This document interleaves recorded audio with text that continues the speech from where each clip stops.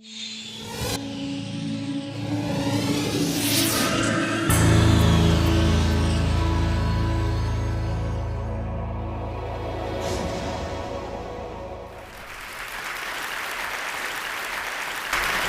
afternoon. I am not a farmer. I'm not. I'm a parent. I'm a resident and I'm a teacher, and this is my world.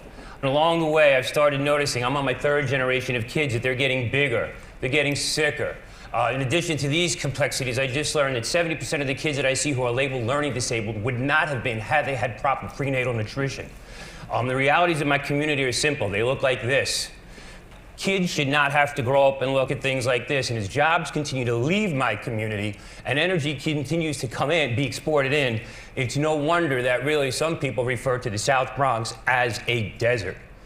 But I'm the oldest sixth grader you'll ever meet, so I get up every day with this tremendous amount of enthusiasm that I'm hoping to share with you all today. And with that note, I come with you with this belief that kids should not have to leave their community to live, learn, and earn a better one. So I'm here to tell you a story about me and this wall that I met outside, which I'm now bringing inside. And it starts with three people. The crazy teacher, that's me on the left. I dress up pretty. Thank you, my wife. I love you for getting a good suit. My passionate borough president, a guy named George Irwin from Greenery Technologies, who helped me with my class and helped me get involved with this patented technology. But it all starts with seeds in classrooms. In my place, which looks like this. And I'm here today hoping that my reach will exceed my grasp. And that's really what this is all about. And it starts with incredible kids like this who come early and stay late. All of my kids are either IEP or ELL learners. Most come with a lot of handicaps. Most are homeless and many are in foster care. Almost all of my kids live below poverty. But with those seeds, from day one, we are growing in my classroom. And this is what it looks like in my classroom. And you see how attentive these kids are to these seeds. And then you notice that those seeds become farms across the Bronx that look like this. But again, I am not a farmer. I'm a teacher, and I don't like weeding, and I don't like backbreaking labor. So I wanted to figure out how I could get this kind of success into something small like this, and bring it into my classroom so that handicapped kids could do it. Kids who didn't want to be outside could do it, and everyone could have access. So I called George Irwin, and what do you know? He came to my class, and we built an indoor edible wall. And what did we do with it? Well, we partnered it with authentic learning experiences, project-based learning. And lo and behold, we gave birth to the first edible wall in New York City. So if you're hungry, get up and eat. You can do it right now. My kids play cow all the time, okay? But we were just getting started. The kids love the technology, so we called up George and we said, we gotta learn more. Now, Mayor Bloomberg, thank you very much. We no longer need work permits, which comes with licensed and bonded contractors. We're available for you. We decided to go to Boston. And my kids from the poorest congressional district in America became the first to install a green wall designed by computer with real live learning tools, 21 stories up. So you're going to go visit it. It's on top of the John Hancock building. But closer to home, we started installing these walls in schools that looked like this, with lighting like that, real LED stuff, 21st century technology. And what do you know? We made 21st century money. And that was groundbreaking. And wow, this is my harvest, people. And what do you do with this food? You cook it, and those are my heirloom students making heirloom sauce with plastic forks, and we get it into the cafeteria, and we grow stuff, and we feed our teachers. And that is the youngest nationally certified workforce in America with our Bronx Borough president. And what did we do then? Well, I met nice people like you, and they invited us to the Hamptons, so I call this from South Bronx to Southampton. And we started putting in roofs that looked like this. And when kids from destitute neighborhoods can start building landscape like this, wow, people noticed. And so we got invited back this past summer. We actually moved into the Hamptons, paying $3,500 a week for a house, and we learned how to surf. And when you can do stuff like this, these are my kids putting in this technology. And when you can build a roof that looks like that, on a house that looks like that, with sedum that looks like this is the new green graffiti. So, you may wonder, what does a wall like this really do for kids besides changing landscapes and mindsets? Okay, I'm going to tell you what it does. It gets me to meet incredible contractors like this, Jim Ellenberger from Ellenberger Services. And this is where it becomes true triple bottom line. Because Jim realized that these kids, my future farmers, really had the skills he needed to build affordable housing for New Yorkers, right in our own neighborhood. And this is what my kids are doing, making living wage.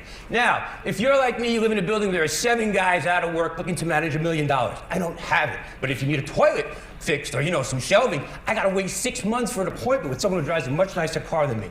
That's the beauty of this economy. But my kids are now licensed and bonded and trained, and that's my first student to open up, the first in his family to have a bank account. This immigrant student, the first one in his family to use an ATM. And this is the true triple bottom line, because when you can take neighborhoods that were abandoned and destitute and turn them into something like this, with interiors like this, wow, people noticed. And notice they did, so CNN called. And we were delighted to have them come to our farmers market. And then when Rockefeller Center said, NBC, could you put in some edible walls? We were delighted. But this, I show you, when kids from the poorest congressional district in America can build a 30-foot by 15-foot wall, design it, plant it, and install it in the heart of New York City, that's a true si se puede moment. Really scholastic, if you ask me. But this is not a Getty image. That's a picture I took of my Bronx borough president addressing my kids in his house, not the jailhouse, making them feel a part of. That's our state senator, Gustavo Rivera and Bob Beater, coming to my classroom to make my kids feel important. And when the Bronx borough president shows up and the state senator comes to our class, believe you me, the Bronx can change attitudes now. We are poised, ready, willing, and able to export our talent and diversity in ways we've never even imagined. And when the local senator gets on a scale public and says he's got to lose weight, so do I. And I tell you what, I'm doing it, and so are the kids. Okay, and then celebrities start visiting. Produce Pete can't believe what we grow. Lorna Sass came and donated books.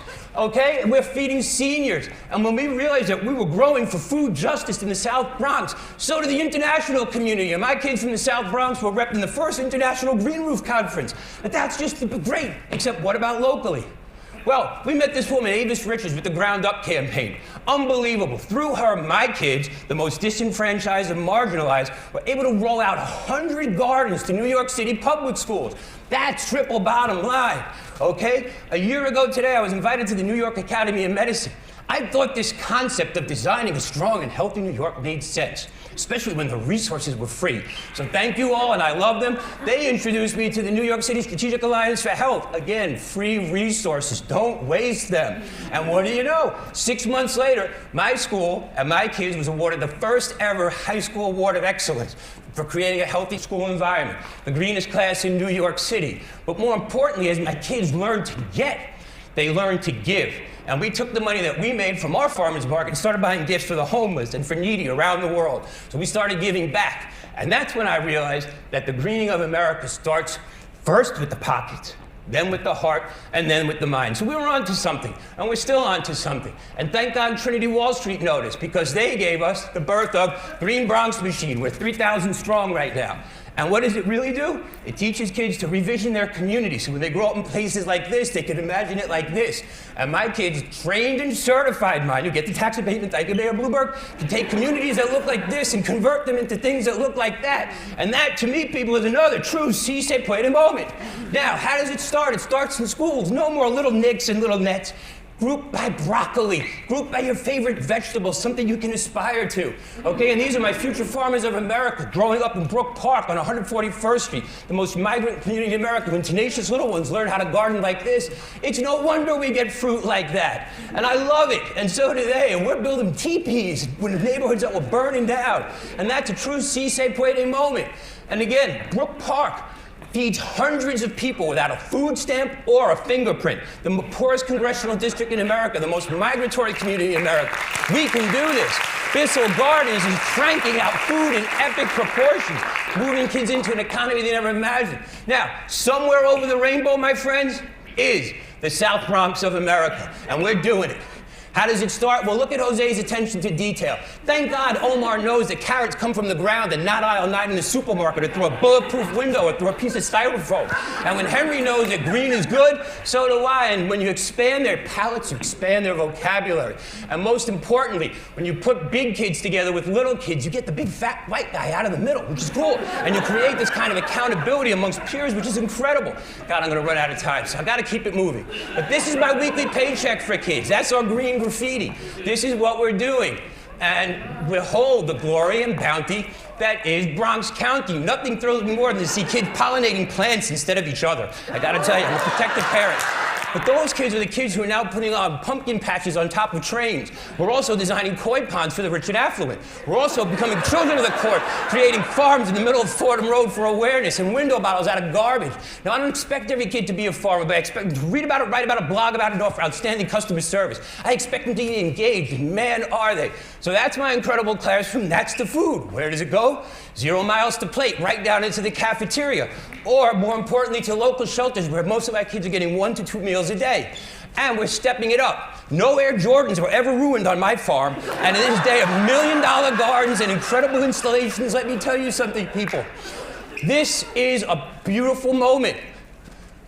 You know, black field, brown field, toxic waste field, battlefield. We're proving in the Bronx that you can grow anywhere on cement. And, you know, we take orders for flowers. Well, I'm putting the big sale to shame. We take orders now, we're booking for the spring, okay? And these are all grown from seeds. We're learning everything. And again, when you can take kids from backgrounds as diverse as this to do something as special as this, we're really creating a moment. Now, you may ask about these kids. 40% attendance to 93% attendance. All start over age and undercredited. They are now, my first cohort is all in college, earning living wage. The rest are scheduled to graduate this June. Happy kids, happy families, happy colleagues, amazed people. The glory and bounty that is Bronx County. Let's talk about mint. Where is my mint? I grow 7 kinds of mint in my class. Mojitos, anybody? I'll be a telepan later. But understand, this is my intellectual Viagra. Ladies and gentlemen, I gotta move quick, but understand this. The borough that gave us baggy pants and funky fresh beach is becoming home to the organic ones. Okay, my green breath, 25,000 pounds of vegetables. I'm growing organic citizens, engaged kids. So help us go from this to this. Self-sustaining entities, 18 months return on investment, plus we're paying people living wage and health benefits while feeding people for pennies on a dollar. Martin Luther King said that, you know, people need to be uplifted with dignity. So here in New York, I urge you, my fellow Americans, to help us make America great again. It's simple. Share your passion. It's real easy. Go see these 2 videos, please. One got us invited to the White House, one's a recent incarnation. And most importantly, get the biggest bully out of schools. This has got to go tomorrow.